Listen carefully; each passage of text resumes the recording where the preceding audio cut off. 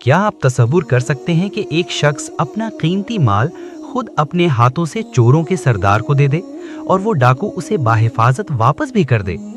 یہ کوئی فرضی کہانی نہیں بلکہ تاریخ کا وہ سچ ہے جس نے ایک ڈاکو کو وقت کا ولی بنا دیا۔ یہ اس وقت کا ذکر ہے جب حضرت فضیل بن عیاض رحمہ اللہ نے ابھی توبہ نہیں کی تھی اور ان کے نام سے قافلے کانپ اٹھتے تھے۔ ایک رات ایک بڑا قافلہ اس علاقے سے گزرا جہاں فضیل کی حکمرانی تھی۔ رات کا اندھیرا گہرا ہو رہا تھا اور پورے قافلے میں یہ خبر پھیل گئی کہ فضیل قریب ہی ہے۔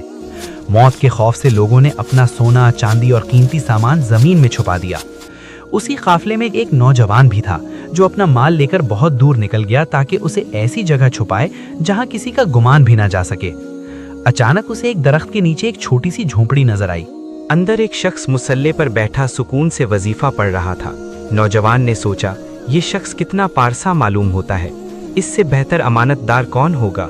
وہ آگے بڑھا اور عرض کی، اے بزرگ، راہزنوں کا خوف ہے، میرا یہ مال ایک رات کے لیے امانت رکھ لیں۔ وہ شخص خاموش رہا، پھر چٹائی کی طرف اشارہ کر کے بولا، اسے یہاں رکھ دو اور بے خوف ہو کر رات گزارو۔ نوجوان واپس قافلے کی طرف چلا گیا اور پھر وہی ہوا جس کا سب کو ڈر تھا۔ آدھی رات کو ڈاکوؤں کی جماعت آئی اور پورے قافلے کو لوٹ لیا۔ چیخیں، خوف اور بھگدڑ، ہر طرف دہشت پھیل گئی۔ صبح ہوئی تو قافلے کے لوگ اپنا چھپایا ہوا مال نکالنے لگے۔ وہ نوجوان بھی خوش تھا کہ اس کا مال ایک نیک انسان کے پاس محفوظ ہے۔ وہ تیزی سے جھونپڑی کی طرف پہنچا، لیکن وہاں جو اس نے دیکھا اس کے ہوش اڑ گئے۔ وہی بزرگ جنہیں وہ اللہ کا ولی سمجھ رہا تھا، ڈاکوؤں کے درمیان بیٹھے تھے اور سارا لوٹا ہوا مال ان کے سامنے تقسیم ہو رہا تھا۔ نوجوان کا رنگ اڑ گیا اور اس کے دل سے بے اختیار نکلا، ہائے، میں نے تو اپنا مال خود چوروں کے سردار کے حوالے کر دیا۔ وہ خاموشی سے پیچھے ہٹنے لگا کہ اچانک ایک روبدار آواز گونجی، اے جوان، کہاں جا رہے ہو؟ ادھر آؤ۔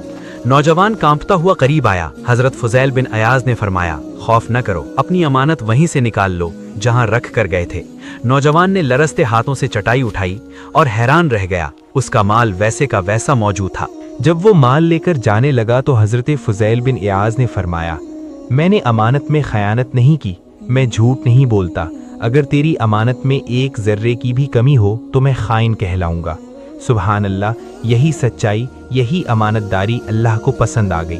کچھ عرصے بعد حضرت فضیل بن عیاض رحمہ اللہ کو توبہ کی توفیق ملی اور وہی ڈاکو وقت کے عظیم ولی بن گئے۔